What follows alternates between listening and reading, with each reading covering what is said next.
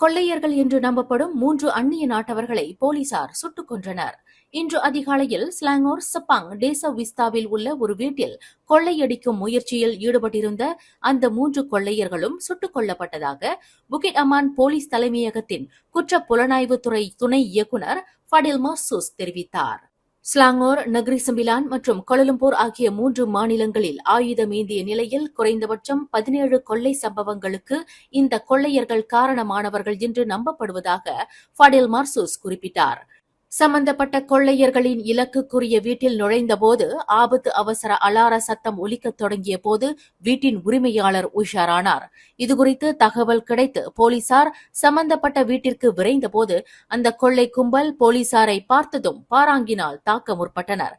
அப்போது போலீசார் மேற்கொண்ட பதிலடி தாக்குதலில் அந்த 3 கொள்ளையர்களும் சம்பவ இடத்திலேயே சுட்டுக் கொல்லப்பட்டதாக ஃபடில் மர்சூஸ் தெரிவித்தார். இந்த கொள்ளை கும்பலில் மொத்தம் 5 சம்பந்தப்பட்டுள்ளனர். மேலும் 2 போலீசார் தேடி வருவதாக அவர் குறிப்பிட்டார். சங்கிலி தொடரை போன்று இக்கும்பல் நடத்திய கொள்ளை சம்பவங்களினால் மொத்தம் 10 லட்சம் ரிங்கிட் வரை இழப்பு ஏற்பட்டுள்ளதாக ஃபடில் மர்சூஸ் குறிப்பிட்டார். இந்த செய்தியை உங்களுக்காக வழங்கியது அருண் மசாலா.